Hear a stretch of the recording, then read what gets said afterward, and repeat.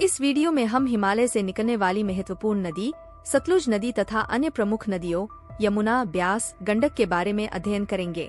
हमने अपनी पिछली वीडियो में हिमालय से निकलने वाली नदियाँ सिंधु, गंगा तथा ब्रह्मपुत्र अपवाह तंत्र के बारे में चर्चा की है।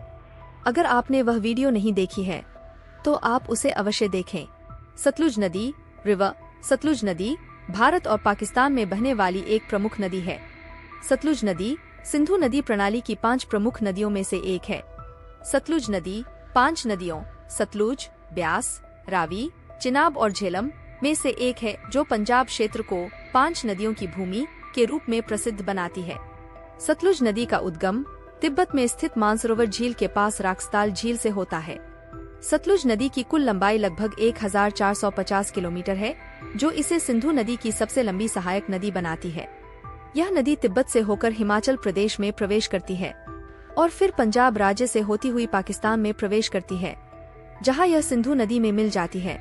सतलुज की प्रमुख सहायक नदियों में स्पीति, ब्यास और पार्वती शामिल हैं। सतलुज नदी का सिंचाई और जल विद्युत उत्पादन में महत्वपूर्ण योगदान है।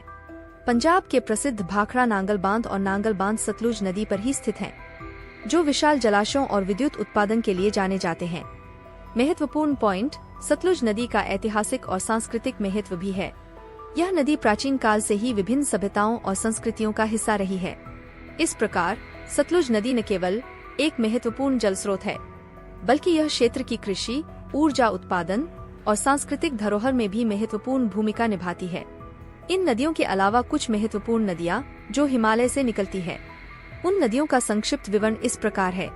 यमुना नदी जिसे जमुना भी कहा जाता है, भारत की प्रमुख नदियों में से एक है। यह नदी यमुनोत्री ग्लेशियर से निकलती है, जो हिमालय पर्वतमाला के गढ़वाल क्षेत्र में स्थित है। यमुना नदी लगभग 1376 किलोमीटर लंबी है और यह उत्तराखंड से शुरू होकर हिमाचल प्रदेश, हरियाणा, दिल्ली, उत्तर प्रदेश और अंत में प्रयागराज, इलाहाबाद में गंगा नदी में मिलती है।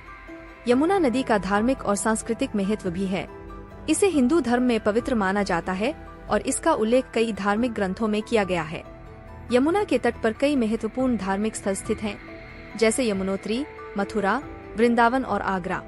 इसके अलावा यमुना नदी का जल कृषि, सिंचाई और पेयजल के लिए भी उपयोग होता है। हालांकि हाल के वर्षों में यमुना नदी का प्रदूषण एक गंभीर समस्या बन गया है।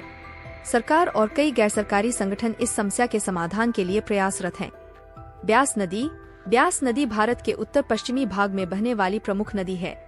ब्यास नदी का उद्गम हिमाचल प्रदेश में स्थित रोहतांग पास के पास ब्यास कुंड नामक स्थान से होता है। ब्यास नदी की कुल लंबाई लगभग 470 किलोमीटर है। यह हिमाचल प्रदेश से शुरू होकर पंजाब राज्य के मैदानी इलाकों से होकर गुजरती है और हरिके पत्तन में सतलुज नदी में मिल जाती है। ब्यास नदी का जल हिमाचल प्रदेश और पंजाब के बड़े हिस्से में कृषि और पेयजल के लिए उपयोग किया जाता है। ब्यास नदी पर कई बांध बनाई गई हैं, जिनमें सबसे प्रमुख है पोंग बांध, जिसे महाराणा प्रताप सागर बांध भी कहा जाता है। यह बांध जल संग्रहण, सिंचाई और बिजली उत्पादन के लिए उपयोग किया जाता है। कुल्लू और मनाली जैसे पर्यटन स्थल ब्यास नदी के किनारे स्थित हैं और पर्यटकों के बीच अत्यधिक लोकप्रिय हैं।